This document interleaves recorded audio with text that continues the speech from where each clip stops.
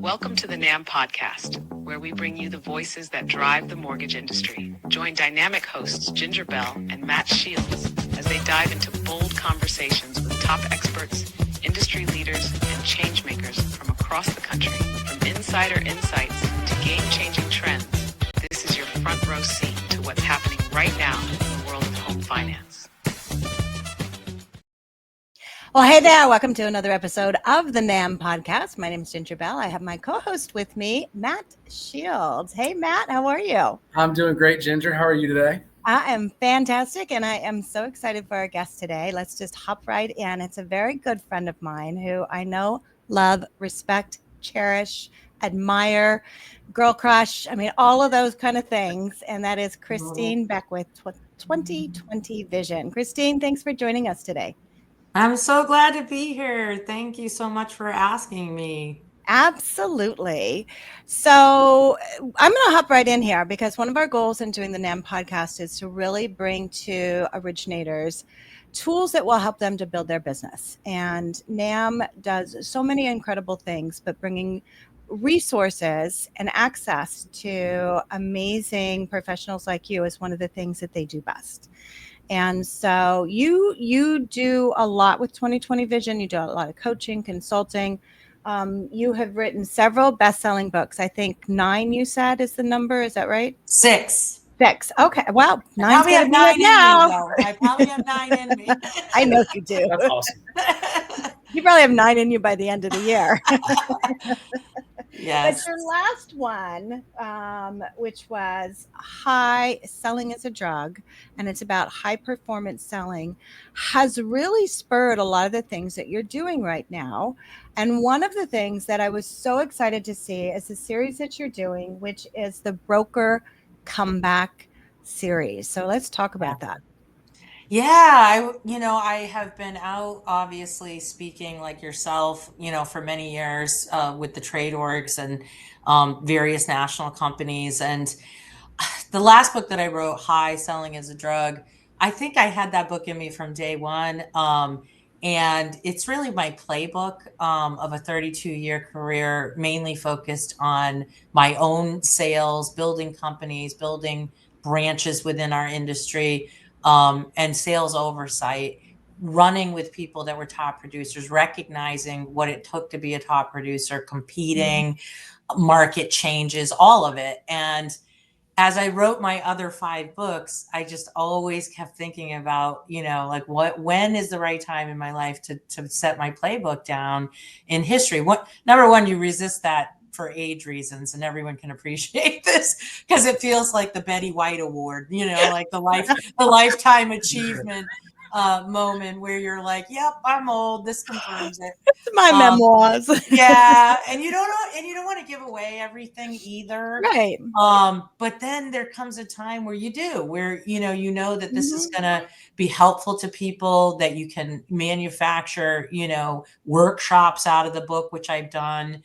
And that's what I've done with this series. The broker comeback journey is a thing. I've had the pleasure of working in depth with the broker silo of the business. I come from retail mainly. My 32 years was a mixed bag between correspondent lending, retail, some brokering, but I exploded in the broker coaching world with 2020 Vision. And so I've had the pleasure of working with the largest brands, and even, hundreds, thousands actually of single brokers that built their business from the ground up. And, we created a platform for them to do it. So when Valerie Saunders and Kimber White came to me and said, do you feel like doing a series? I was like, let's do it. And let's focus on what it's going to take to come back as a broker right now, because so many salespeople, it is elusive to them as to what it takes right now to connect, to increase immediate sales in the refi area, because of the rate point and those sorts of things. So I've broken it up. I did a class this last month in August on prospecting excellence. It's super powerful. The response to it was incredible. Valerie said this morning she's still getting requests for recording, which is great because it happened 3 or 4 weeks ago. And today I just did one, and today's session was about the Blueprint for Success, which is my version of business planning, which I found to fall very short on salespeople for longevity, for accountability, for traction. You know, it becomes like the New Year's resolution. Everybody has them. Nobody sticks with them. I wrote about the Blueprint for Success and what I did with salespeople with it in my first book, Wise Eyes, See Your Way to Success. And I have administered the Blueprint to over 5,000 originators. And so today on NAMB, I gave away the 9 components of that blueprint. And I hope, you know, people that watched it took some nuggets away for sure. That's amazing. And, you know, now that, so a couple of things on that. First of all, if you're listening to this, we have the NAMB Hive, which is one of the things when I stepped in for to be the growth officer for NAMB was something that had been started was the NAMB Hive. And it's some people think it's kind of a social media platform. It's not at all. It's really a resource center. And so those are kind of things. So your series, they can go into the NAMB Hive. It's free to be a member. You don't have to be a member. We have resources in there. And so finding that series, your series, you can go in there and find that. There's other series that other vendors have that are in there. I did a series on AI that's in there. It's like those are kind of things that we want to build, right? To where it's like they can go and access those. So if you're listening to this and you want to say, where can I find this amazing information that Christine has put together, you can find it there. The other thing when you think about, because we are seeing this broker comeback, I think I read a statistic that we are now approaching 60% of licensed originators that are brokers, which is the highest that number has been since before 2008. So when you're looking at that, and, you know, a lot of very talented, you know, retail originators that have said, hey, you know what, I'm going to go back. I'm going to start my own business again. I'm going to own it. I want to be a part of it. I want to, you know, all those things that are important, right? And so knowing how to originate is one thing, but having that blueprint, because now as a broker, you have a lot of different hats you're wearing. And so being able to manage that, what you're doing in your pricing, what you're doing in, you know, in your building and your recruiting, if you're going to do all that is important. So having a blueprint is like gold to be able to do that. Yeah, you know, I kind of had to, you know, I spent so much time in retail. And with retail, it's kind of interesting. You know, I was 12 years, 2 respective companies in leadership, in senior leadership. And I cut my teeth with H&R Block Mortgage on an executive level. And H&R Block is synonymous with, you know, franchise, right? And so when we built the mortgage division, which was very different than the tax division, we still built 210 branches, but they were it may have been hard to recruit in marketplaces and to know where we were going to go. But being the number 1 accounting firm in the world, these guys did their math. And I learned from the best of the best on building companies and things from a cookie cutter standpoint. Like there was no veering from the way that each branch would look and what its resources, enhancements, support, all that would look like. When I went on with Annie Mac, I took all that formidable business structure, you know, life work with me and applied it to a less rigid correspondent lending format that allowed us to kind of hire every type of individual that was out there. What I see from 2008 forward is that there's so many vendor companies that have come out with all of the tech stack support systems at such an amazing level. It isn't so hard anymore to get your broker license and plug and play by finding the very best of the, you know, the common 5 tech type of support systems that you're going to get: LOS, POS, CRM, you know, all of those things, marketing even. And so I think the hill that the brokers have to climb is less steep. You know, I had to learn how to build brokerages from working with the brokers and through amassing their tools and their toolkits and working with the experts within that field. And slowly, like anything you build, you know, 2020 went from having a library that was X to, you know, covering the alphabet of what brokers needed. So today we're really helpful in this area, you know, whether it's workflow, process, whatever it is. So I think it's easier. I think we've grown up as an industry. The entrepreneurship of our industry has grown up. I think the market has dictated consolidation of larger firms because obviously when rates go up, harder to sell, harder to pivot. There's consolidation there. And I think retail is still well alive and kicking. I just think that the more formidable institutions survived the last 3 years, and they're the ones that are kind of acquiring the smaller firms, like all things that evolve in the economic space. And so, yeah, I'm here for it and I feel equipped to help. And I'm really proud to be a part of the broker journey and really giving them formidable advice. I will tell you, the classes I'm teaching are timeless. The tactics that I'm teaching will work for this market specifically. Funny as it is, there are things that were used in past markets, but not so much in the prior 4 to 5 years when there was a refi boom. The pivot is not drastic to where you have to point your marketing and sales tactics, but it's just enough off the center mark that a lot of people that stay with what they've always done to be successful may continue to beat their head against the wall and spend a lot of money with low ROI. I feel like we've got it laser dialed in. We see the ROI and really rapid growth with the pivot we have, coached our people to do in terms of where that geyser, where that well now exists for the consumer. Nice. Yeah. So that's it. I'm taking a breath. That's amazing what you're doing for NAMB and for everyone in the Hive. And I have a question for you. Sure. You're an extremely high level coach, and I think a lot of our listeners could get a lot of good information from this. But in the mortgage industry, it's so high pressure, it's fast paced. What advice do you give to professionals who want to succeed at a high level, but also maintain balance and a sense of purpose in their personal lives? Yeah. You know what's funny about our industry is a lot of people come in here, Matt, that started in the industry sideways. Ginger and I will appreciate this joke, and I tell it, it's so old, but I always say we have someone to blame for being here. Right. No, And somebody said, "Hey, stop doing car sales, furniture sales, cell phone sales, and come over here. The fishing is good." And that's when we always see expansion. We'll see that in the future years when the rates do come down a little bit. There'll be a lot of return of loan officers. The truth is, what loan officers really need to understand is that, they come in and they either join a company that has their own internal training and they're going to get what they get from that. And it'll be very specific to the institution they work for, the models that institution drives to from a sales perspective, probably the product line that institution carries.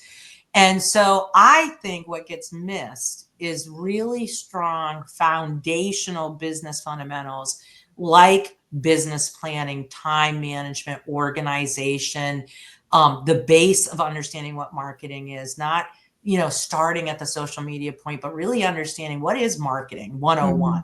Branding, all of those things. All of that. Target audience, who are we going after? What are we doing? No, right. And so a lot of them will get their license, and that means they'll learn a lot about guidelines and compliance, and they'll get in their seat, but they won't have kind of the nuts and bolts on their race car that they need to really throttle. And they won't really understand what they're missing. So they'll work, I see a lot of inefficient loan officers that could get a lot more done and have a better work-life balance if they understood the whole time conundrum, if you will.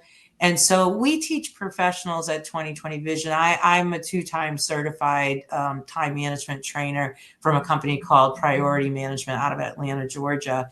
And let me tell you, doing what it takes to be time managed in a really chaotic world is even difficult for me at this age, this level of experience, knowing what I know as a certified trainer, not being defensive to your time, like just reacting to what's happening every day to you, but really being in the driver's seat of your day where there are blocks of times for things. People think because I'm a fast responder that I, sit on my phone or sit on my email. That's not true. I have blocks for email, blocks for calls. And the rest of the time I'm driving forward projects, prospecting, and things that really are an offensive drive, not a defensive drive. I also am controlled in the area of fires. I consider myself a chief firefighter, something else we really want to teach people to do in our business, which is not get derailed by the fire that will come or the multiple fires that will come today. Too many loan officers, think that's a bad day. That's just the day in our business. Yep. And so, we're here to help those professionals focus on building the foundation. I think my best advice is, invest in any way, shape, or form. I get coached from somebody outside my institution. I chose somebody exterior to me. I put in 6 hours a month. By the way, I dread it every time it comes up on my calendar because it's like a 2-hour chunk. And I'm like, I don't have time for this 2 hours. And I'm saying that as a coach, owning a coaching firm. I get it. I wasn't always a coach. I can't defend the coaching world entirely. What I know is that when we invest ourselves in development and progressive learning, and we become formidable in the way that we approach business, we really are going to be able to build a tall building on that stack, on that foundation. And so I would just say to new professionals coming in, do the business fundamentals, learn the base of being an entrepreneur before you start niching into your mortgage sales, because that's what you're stacking on top of your foundation, not the other way around. That's great advice. That is awesome advice. Thank you so much for that. Thank you. Yeah, and very much in line, Matt, because I know Matt oversees our NAMB Young Professional Group, and he does a monthly call. And it'd be great, Christine. You can have Christine on sometime. That would be awesome. Because that's a lot of the questions they get, Christine, is like, okay, I've got now what down. Yeah, but now what? And being an entrepreneur, it is a different mindset. Firefighter. I mean, obviously, there are, days that you will be a firefighter. There's times you're going to be a firefighter. Is it a big fire, a little fire? Do you yell? Do you hand it off to somebody else? Are you driving? I mean, it's like all those things. I love the analogy of that. So having an idea what that looks like is important. And having the roadmap. It's like they're not the first ones to walk down this road. It's I would also add being an expert. Again, with my analogies, like everybody can become a doctor, well, not everybody, but people that become doctors or people that become nurses, any profession you could pick in this example.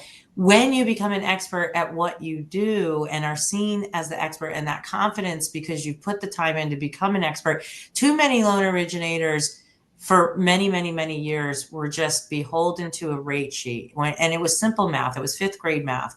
If the person coming to you had a higher interest rate than the rate on your rate sheet, well, you filled out, your application and you got them a loan.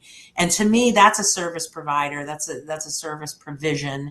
That is not selling, marketing.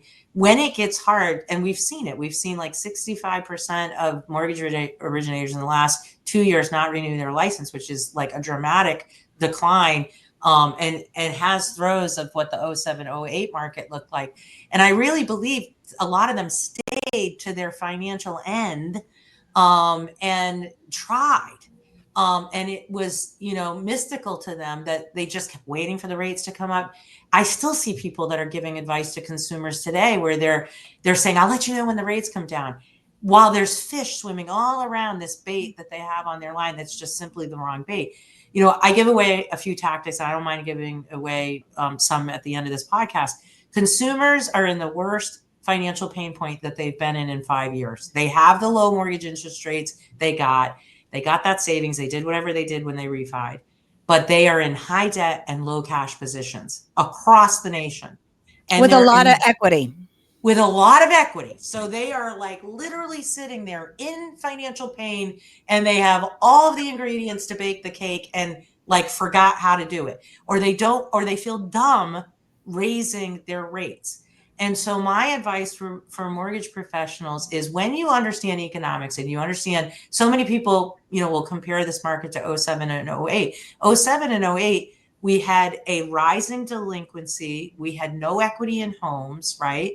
The supply and demand was horrible, meaning there was not a demand, and the bottom fell out. And so you didn't have a solution there. Yes, the result. So that's the, effect of that market. loan originators started doing less volume, they started getting paid less, companies started making less profit. That's the result of those effects. We are now in a place where we have the same results, but it's not the same effect. We've got to look right now at the solutions, and there are so many that we're just missing. Your marketing has to speak to the consumer like, call me today. It is not silly to consider a higher interest rate to solve to your financial problems and get yourself in a better cash position. Right. Wipe out your debt with the equity that you have, save hundreds, maybe thousands of dollars a month, and put yourself in a better financial risk position to grab that really rock bottom low interest rate when that market comes in our future, when it comes. Because they're not going to, even the consumer's not going to look good when that rate drops if they're in a horrible, no reserve, high DTI position. So we just got to pivot a little bit. We got to speak to the pain to the consumer. We got to market accordingly. They'll hear us. And those trusted advisors, those people that poise themselves as experts that understand the economics of this market, they're going to be listened to, heard, trusted, followed, and they're going to end up getting business from it. Yeah. Well, and leaning into some of those products too. So, we obviously have an aging demographic. So specializing in something like the reverse mortgage and being able to focus on something like that and what that looks like. So, look at what those opportunities are and then make that shift. So we're coming up. I mean, we could talk for hours. And if you're attending NAMB National, which is actually happening, it is coming up very soon. It is October 17th, 18th, and 19th. It is in Vegas. It is at Caesars, and Christine will be on the main stage talking about exactly what we're sharing today, right? Yes, high performance selling. We're going to get into it. I'm going to give a power pack 30-minute lecture on what they should be doing. A lot of it will be taken from my best-selling book, High Selling is a Drug. And I hope that everybody walks away with some real arsenal in their toolbox to conquer their winter markets. So, and I'm proud to be there. I love it. Well, we're excited to have you there. And Matt, thank you so much. Always, it's so wonderful to be able to have the guests on that we have and to bring the information. And so, yeah, very, very powerful. Christine, thank you. For those of you who are listening, make sure and tune in. You can find additional episodes at nambpodcast.com. So thanks, guys, and we look forward to seeing you soon. Thank you. Thank you for having me.